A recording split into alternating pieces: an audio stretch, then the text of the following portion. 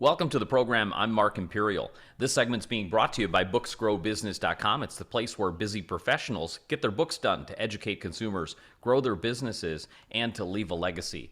I'm doing a series of spotlights on remarkable business intermediaries from across the country.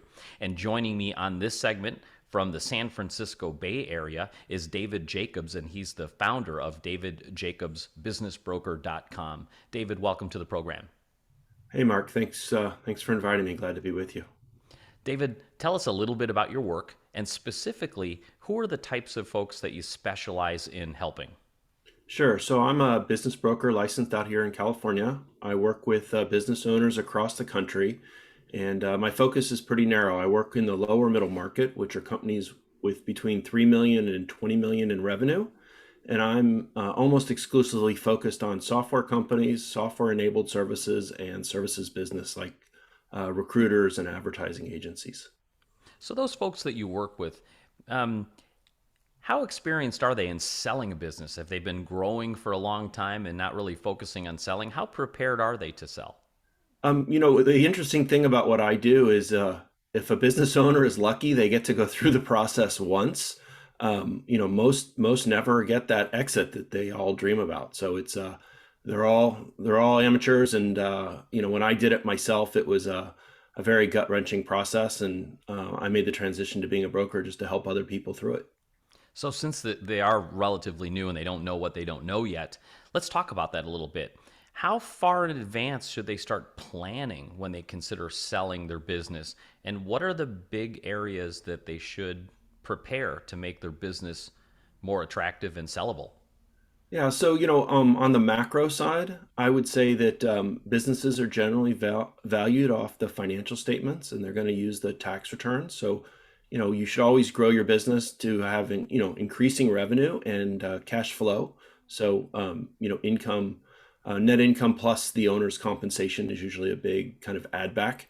On the smaller scale, you need to set up your business so that it can run without you, because anybody who buys it will want to be the CEO. And if all those customer relationships are direct to you and nobody else, knows who to call and what to say, it's going to be very hard to transition the business to a new owner. The inspiration for this series has been the Great Resignation in the headlines a lot. Is this really a good time to sell a business or even buy a business? How has that affected your area? There's a lot of reasons that people sell a business. I think about half of them is due to retirement, but life happens. And, owning a business is a very time intensive way of earning a living. So, people get sick, people get divorced, people burn out, people need to move, and these are all very valid reasons for selling. The good thing now is that with the Great Resignation, there's a lot of would-be entrepreneurs that are out there looking to purchase high quality companies.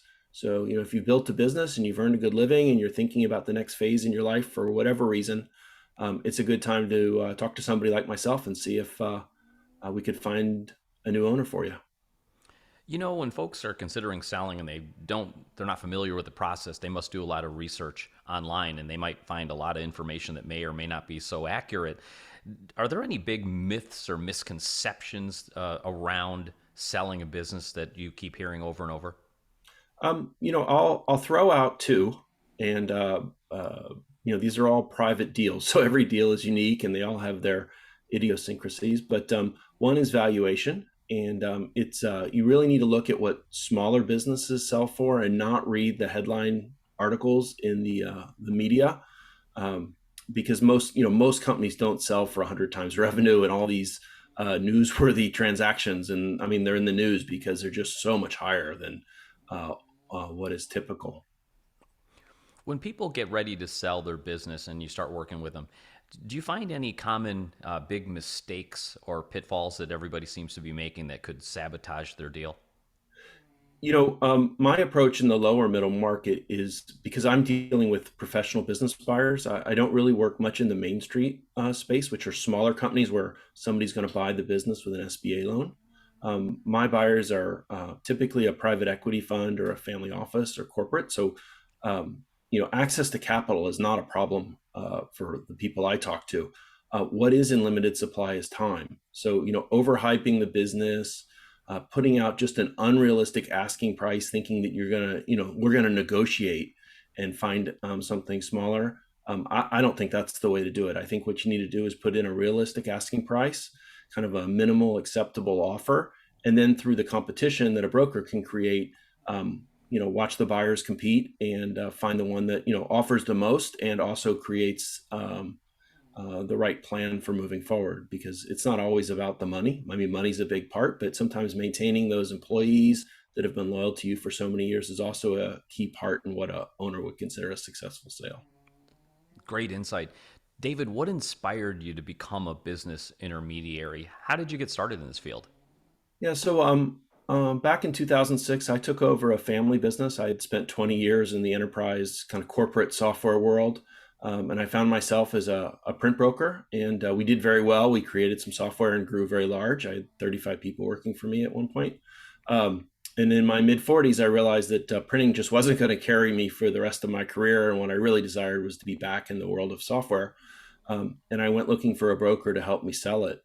And the people I met, they just did not understand the software piece. And while we were print brokers, the software piece played a key role in our success. So I had to sell it myself, and it's just such an opaque process, and it was just very difficult. So after the sale, and I went back to work in the software industry, I got a random call from Link Business, and they wanted to know if I would join them and set up a tech practice in the lower middle market. And I thought, I had had so much trouble, and I guess I've developed an expertise by being through the process, and maybe I could help other business owners with the same. Terrific. David, before I ask you my last question, is there anything that I didn't think to ask that you feel is important to share in regards to selling or buying a business in today's environment? I think working with an advisor or a broker or intermediary, whatever you want to call the profession, is really important. The unsolicited offers come, and while they are flattering, really it's a buyer trying to buy without competition, and your chances of actually getting that deal to close are very small because they're looking at hundreds of other companies. The advantage of working with somebody like myself, and there's certainly other great people out there as well, is that we can help you package the business up in such a way that it'll attract the most attention, and then we can reach out to our network of known buyers. And getting hundreds of people looking at the opportunity at the same time generally creates the competition to push the price up and keep the deal terms rational. For folks listening who would love to speak with you, how do they find you, connect with you, and learn more? Sure. So I run a website called davidjacobsbusinessbroker.com. My phone number is 415-297-8562. And my work email is david.jacobs@linkbusiness, linkbusiness.com. I'm glad to speak to anybody, and we'll gladly give 10 minutes to find out what's going on and see if I can help. David, this has been terrific. I really appreciate you taking the time and sharing with my audience today, and I wish you continued success for you and for all of your clients. Thank you, Mark. It's always great to speak with you. That was David Jacobs, founder of davidjacobsbusinessbroker.com out of the San Francisco Bay Area of California. And this segment's been brought to you by booksgrowbusiness.com. It's the place where busy professionals get their books done to educate consumers, grow their businesses, and to leave a legacy. That's all for now. I'm Mark Imperial, and thanks for joining me.